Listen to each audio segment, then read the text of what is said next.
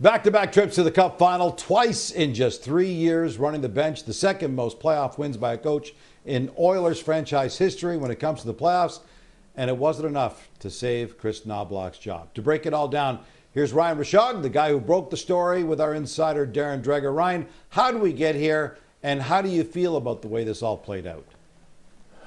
Yeah, Gino, that second part of your question is interesting, right? At worst, this was unprofessional and disrespectful, quite frankly.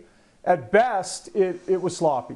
So let's talk about the best case scenario. I believe the Oilers were looking into Bruce Cassidy as an option, right? They were putting out some feelers, asking for permission to talk to him. And the thought process was, if you can land Bruce Cassidy, maybe that's the coach that can get this across the finish line. And in that case, you're willing to move on from Kris Knoblauch. The risk there is that if it leaks out, well, you've clipped the knees out from underneath a coach that you were thinking you might want to keep. And that worst case scenario happened. It leaked out, and then it's impossible for Kris Knoblauch to stay. Should the Oilers ever have expected they could investigate Bruce Cassidy without that getting out, that's where the sloppiness comes in. The other side of that, Gino, is if they knew they were letting Kris Knoblauch go all along and still went about it that way, that's just not how you conduct business. That will not be viewed very favorably by anybody out there. So whichever way this went, it's not a great look for the Oilers, Dregs, and you know, pretty good guy. A lot of people liking Kris Knoblauch ends up getting dragged through some mud that is unfortunate.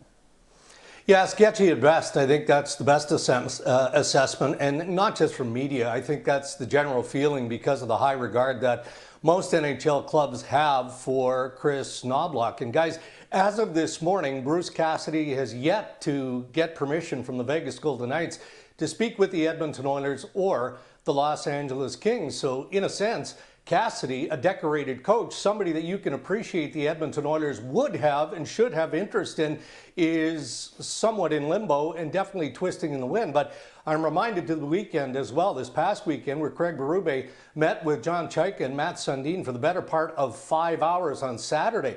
My understanding is he felt pretty good about that lengthy meeting, and then he gets fired earlier this week. So being a head coach in the National Hockey League sometimes isn't all that it's cut out to be. What about the guys upstairs? Jeff Jackson was hired as a CEO of Hockey Ops 3 years ago. He hired Stan Bowman as his GM. The team is now set for its third head coach under Jackson's leadership, and Knoblauch had just signed a 3-year extension before the start of the season. When does the spotlight turn on Jackson, Dregs? I think it's been there for a while, Gino, and that's probably a question for Daryl Cates, the owner of the Edmonton Oilers, because right now you have to look at senior management. You do have to look at the general manager, Stan Bowman, and the easy assessment is that both those men have to be on the clock. I think of Leon Draisaitl and Connor McDavid, the two superstar leaders for the Oilers, and their end-of-season address with the media and their level of angst and concern. I don't believe for a second that that was directed at Kris Knoblauch and the coaching staff. Granted, everybody, including Draisaitl and McDavid, has to accept part of the blame, but their concern moving forward is both contractual, with Connor McDavid also on the clock, contractually speaking, and the fact they don't think that their roster is good enough. That's not a coaching issue, that's a management issue. Well, and it's tough, Dregs, because I think, you know, when you think about the McDavid window, I mean, I think the McDavid window is 1 year. Everybody talks about 2 years left on his deal. The inflection point is next summer. So the Oilers need to improve now. You heard the urgency in Leon Draisaitl and Connor McDavid. The issue is, if you blow out upper management as well as an entire coaching staff, is there any chance the stability will be in place required to actually take steps forward?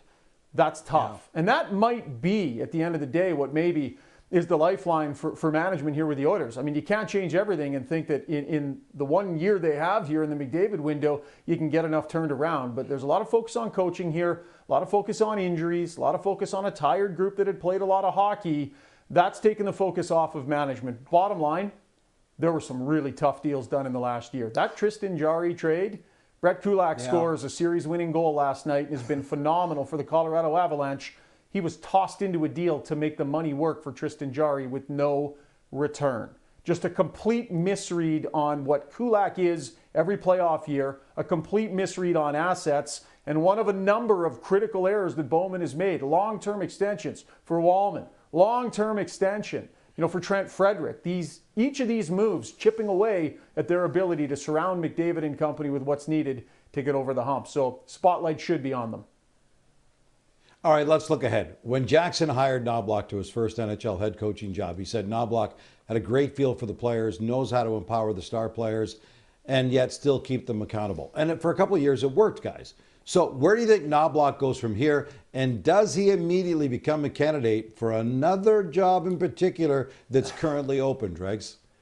Yeah, I mean, you're hinting at the Toronto Maple Leafs, and I guess we make that connection based on what we know about newly minted general manager John Chaika and his data's analytics background. And I didn't know this to the degree that it's real, in that Kris Knoblauch is a head coach that leans heavily on analytics and makes sure that decision-making when it comes to pairings, to line combinations, to the matchup game in the regular season and in the playoffs is backed up by data. So in saying that, perhaps there is a reason for the Toronto Maple Leafs to investigate the want or whether there's a fit with Kris Knoblauch.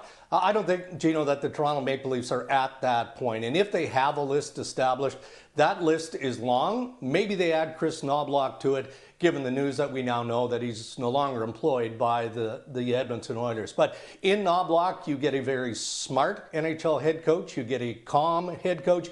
You get a pragmatic head coach. The one thing at times, and Ryan knows this, that he lacks is that spice, that juice that maybe we in the media would like to see more of. But for those who know him well and work with him, that's just not in him. Not to say that he can't get fiery internally from time to time, but he keeps things calm, and maybe there's enough juice in that dressing room where you don't need a rah-rah coach. Yeah, it'll be interesting to see what Knoblauch chooses to do here, guys, because, the one thing I know about Kris Knoblauch, he's a coach through and through. Like, it's in his blood. He wants to do it. Long-term views himself as a head coach. But at the same time, he's also a pretty committed family man, right? And remember, he was in the first year of a 3-year deal, a 3-year extension that allowed him to move his family to Edmonton.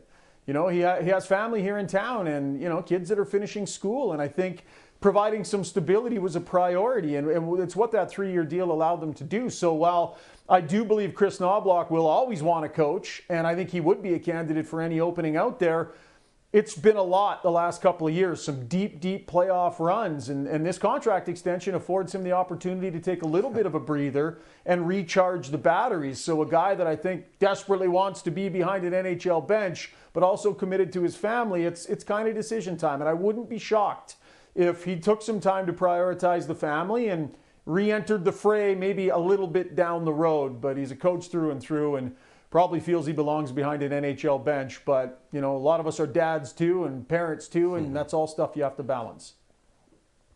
Look, the Oilers' mandate is pretty clear. Win now, because they've only got Connor McDavid locked up for 2 more seasons before he can go UFA. He's now ready to see his 6th coach in 11 seasons with the Oilers. Ryan, what's your understanding of how McDavid feels about the way this is all playing out?